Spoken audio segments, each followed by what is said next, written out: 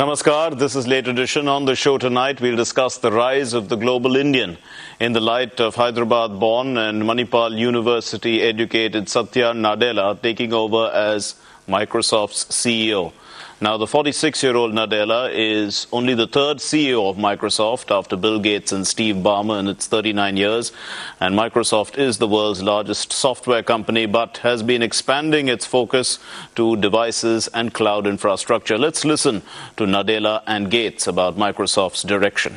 Well, to discuss the rise of the global Indian, we are joined in the studio by Dr. Sreeram Chaulia, Professor and Dean, Jindal School of International Affairs.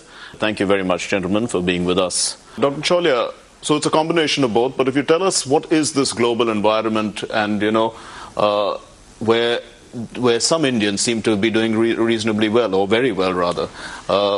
It supports meritocracy.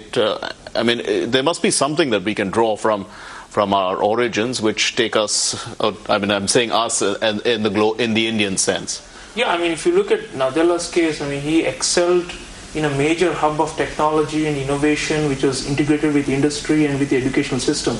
He went to the US, got a couple of master's degrees, and then jumped into Sun Microsystems, which was initially founded by, which had an Indian origin, founder Vinod Khosla, and gradually made his way up the ranks within Microsoft the last 20 years. So clearly, it is a place where creativity, originality, talent, and risk-taking has flourished, and that's where I think the environment which he thrived.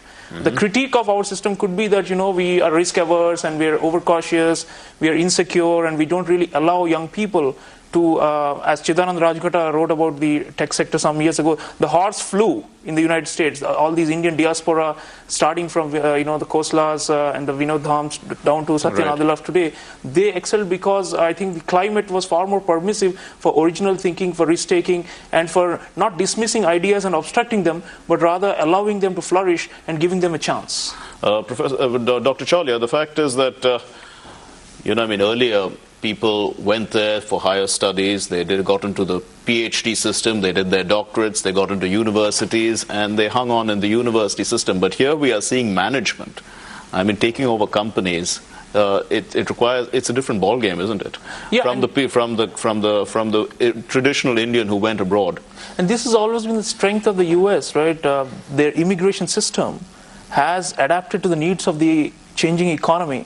So once this cluster was created around Silicon Valley and in the West Coast, they began to enable students who go initially on student visas to then go on and work in the tech sector. So that has been the strength, and Satya Nadella is a perfect case of this transition. If we take what Mr. Bhattacharya was saying earlier, that Indian companies tend to have a family or business-oriented model and not averse to risk-taking. Why would companies in the US risk taking Indians into the top management who come from a society like ours? Well, I think about a company like Microsoft. It is now facing intense competition from newer tech companies. In a way, Microsoft is discredited by some as a dinosaur that is, from an earlier era of the 80s. And therefore, they need to have fresh blood. They need to have more technical expertise.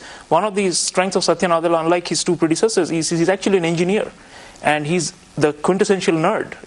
The other two were dropouts. Ballmer didn't finish his management school, and Gates is famously a dropout from Harvard. But what Nadella has is the technical know-how to try and engineer this transition towards cloud computing and all these avant-garde and cutting-edge technologies.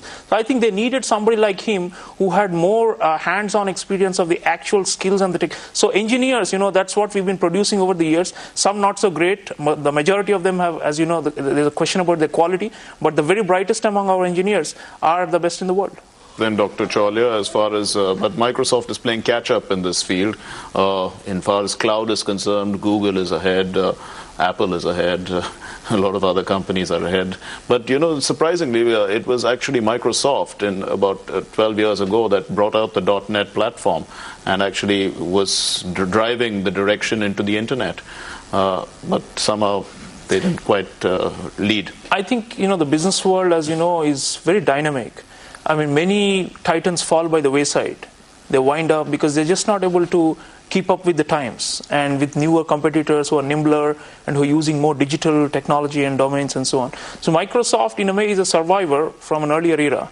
And what they'll be hoping is it has that deep pockets, and it bought up my Nokia recently. Yeah, but remember, big companies like Research in Motion, which was the maker of BlackBerry, are now gone. So I think Microsoft has warning bells, and they are, I think, looking at a younger lot. I mean, 46 is a pretty good age for someone to become CEO. That means he has a long tenure ahead of him, barring some unforeseen circumstances. So what it means is they're looking at strategically 10, 15 years to be able to revamp and reboot in a new direction.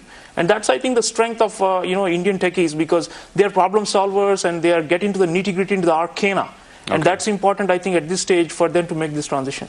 Dr. Chaulia, how much of the image that Indian CEOs before Nadella, I mean, of other companies, the two who headed Citibank, there was Victor Menezes, and then there was also, after that, Vikram Pandit. So, and there were various others. There's Indra Nui, there are other companies as well. What sort of an image do Indian CEOs have in the US? I think they're generally seen as very adaptable, flexible people who carry along multi-ethnic workforce very well, and very industrious. I mean, I think that's the strength of our diaspora.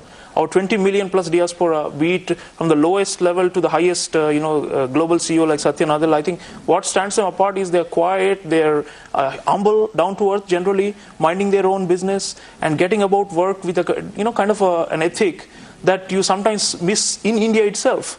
But these are among our brightest and most enterprising people who have sought foreign shores and are doing so well there. So clearly they have that work ethic. And I think that's what, I think they put in a lot of hours. These are, really, really diligent people. And I think in the end, I think the sincerity and the diligence is what stands our diaspora apart and stars like Satya Nadella.